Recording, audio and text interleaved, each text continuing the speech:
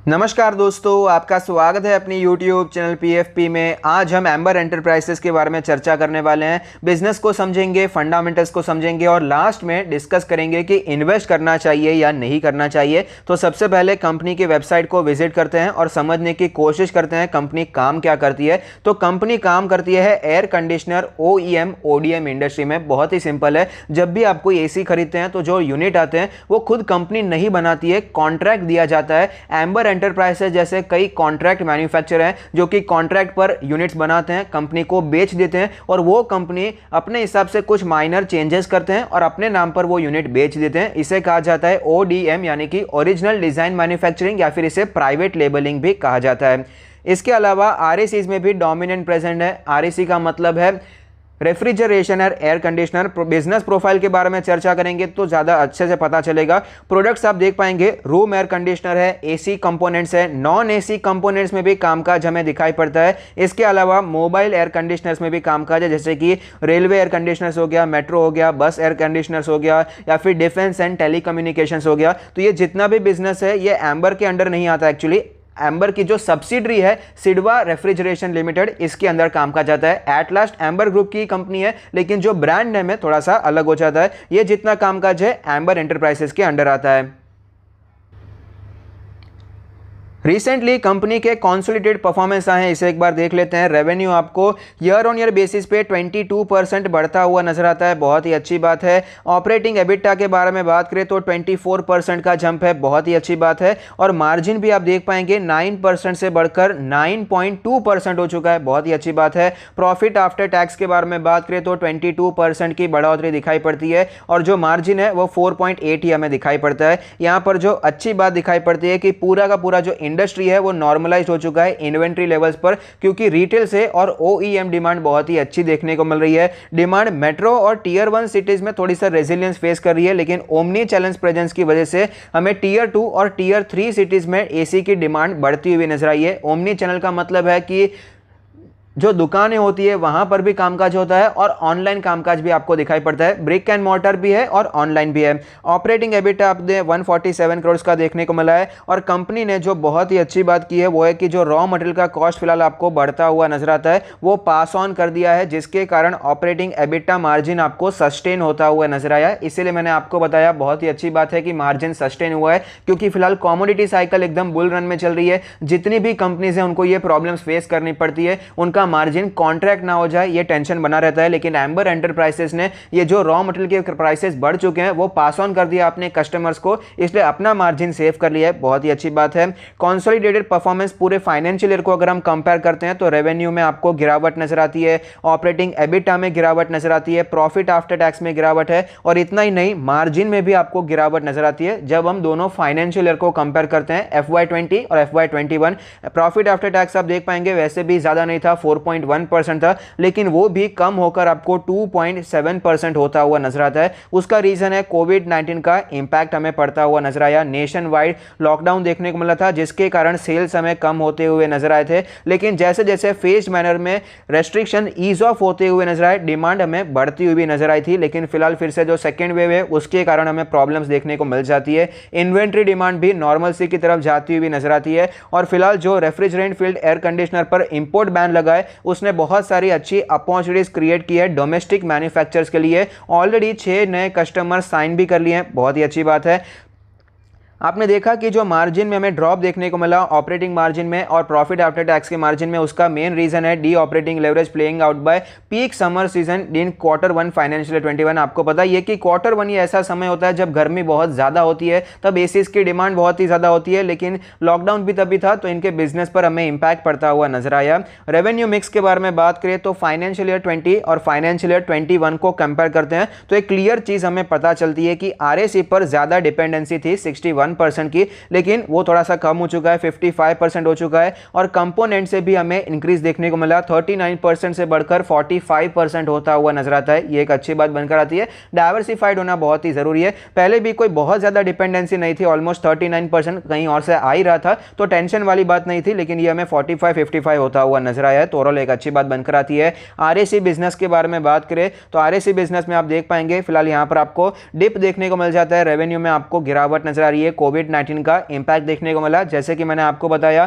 Quarter 1 जो होता है वो पीक क्वार्टर होता है एसी के बिजनेस का, और वहीं पर लॉकडाउन हमें बहुत ही टाइट देखने को मिला था।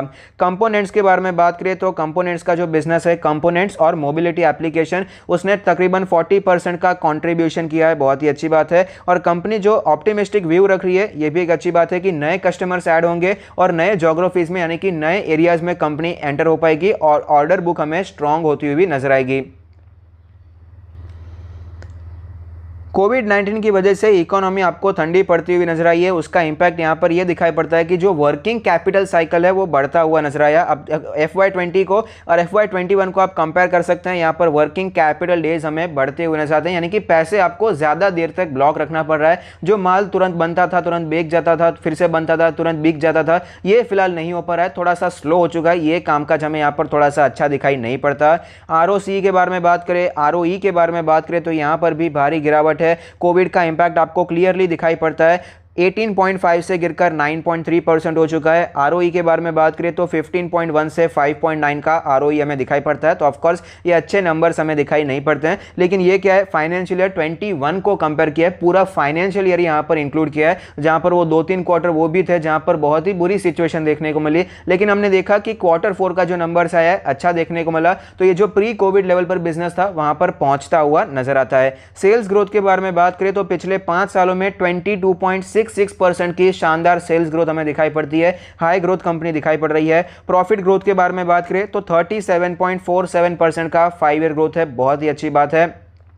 डेट टू इक्विटी रेशियो के बारे में बात करें तो 0.27 का डेट टू इक्विटी रेशियो है, तो टेंशन वाली बात यहां पर दिखाई नहीं पड़ती। जनरली होता क्या है, जितनी भी मैन्युफैक्चरिंग वाली कंपनीज होती है उन्हें कर्जा बहुत ही ज़्यादा लेना पड़ता है, क्योंकि अलग अलग जगहों पर मैन्युफैक्चरिंग प्लांट्स खड़े करने होते हैं, तो ये कई बार प्रॉब्लम आपको दिखाई पड़ती है। लेकिन एम्बर एंटरप्राइजेस में ये प्रॉब्लम भी नहीं है, जबकि कंपनी के खुद के 10 मैन्युफैक्चरिंग फैसिलिटीज हमें दिखाई पड़ती है।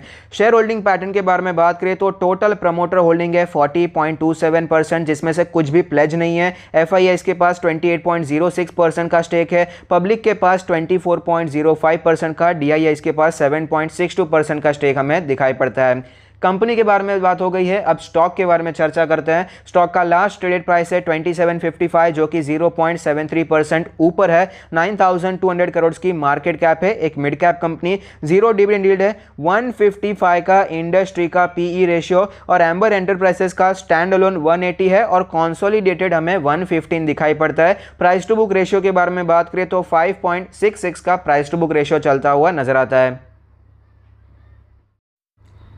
स्टॉक के चार्ट पर हमें क्लियरली पता चलता है 3600 के लेवल से स्टॉक करेक्ट होकर फिलहाल 2750 पर ट्रेड कर रहा है। 25% से ज़्यादा की गिरावट आपको नजर आती है। फिलहाल स्टॉक ने 200 डेज का मूविंग एवरेज नहीं तोड़ा है, ये एक पॉजिटिव बात है। वीकली चार्ट के बारे में बात करें तो आप देख पाएंगे 2018 की शुरुआत में लिस्टिंग हुई, उसके बाद कंटिन्यूसली गिरावट देखने को मिली। 1250 के लेवल से 700 तक स्टॉक आता हुआ नजर आया, उसके बाद शानदार तेजी आई, 1500 तक स्टॉक गया, फिर मार्केट में क्रैश आया, 1000 का लेवल स्ट्रॉन्ग सपोर्ट की तरह दिखाई पड़ता है और उसके बाद एक शानदार रैली देखने को मिली, 3600 तक स्टॉक जाता हुआ नजर आया। ओवरऑल कंपनी के बारे में बात करें, कंपनी बहुत ही अच्छी है, फंडामेंटल्स बहुत ही स्ट्रांग दिखाई पड़ते हैं, अपने सेगमेंट में मार्केट लीडर भी हमें दिखाई पड़ता है, बहुत ही अच्छी बात है। और प्री कोविड लेवल पर बिजनेस पहुंचता हुआ नजर आया। और सबसे बड़ा टेंशन की रॉ मटेरियल के प्राइसेस बढ़ चुके हैं, मार्जिन पर इंपैक्ट पड़ सकता है। फिलहाल के लिए कंपनी ने जो वो टेंशन था वो भी कस्टमर्स पे पास कर दिया है, अपने मार्जिन को सेफ रखा है, ये एक पॉजिटिव बात बनकर आती है। तो ओवरऑल फंडामेंटली स्पीकिंग कंपनी में कोई प्रॉब्लम नहीं है,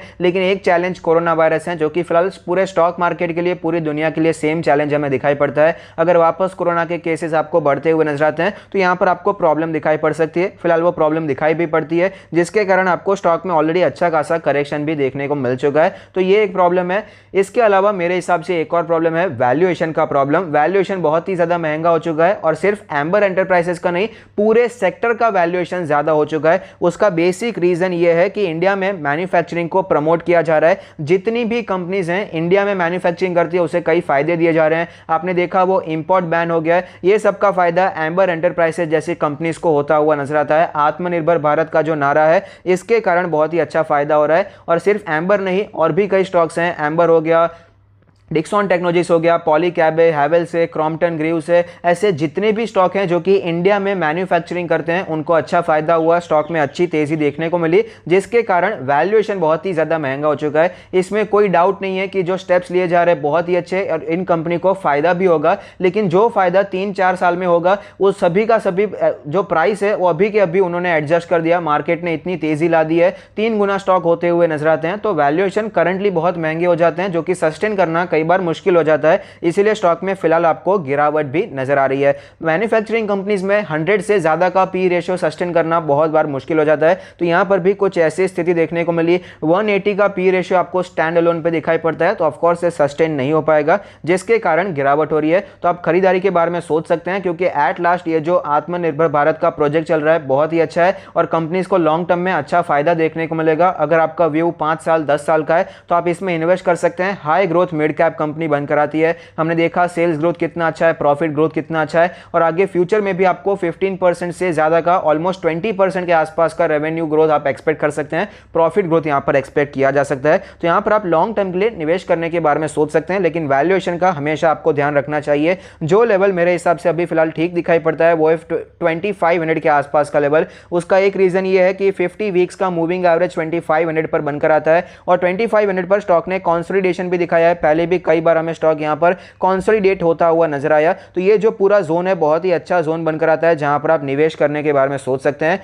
लॉन्ग टर्म इन्वेस्टर के हिसाब से वाइड रेंज के बारे में बात करूं जहां पर आप एक्यूमुलेशन कर सकते हैं वो है 2400 से करके 2600 की रेंज, ये 8-10% की रेंज है, बहुत ही अच्छी रेंज है जहां पर आप लॉन्ग टर्म के लिए स्टॉक में एक्यूमुलेशन की रणनीति अपना सकते हैं। तो अगर आपको ये वीडियो अच्छा लगता है तो प्लीज कोई फीडबैक दीजिए। Thank you, stay happy, happy investing.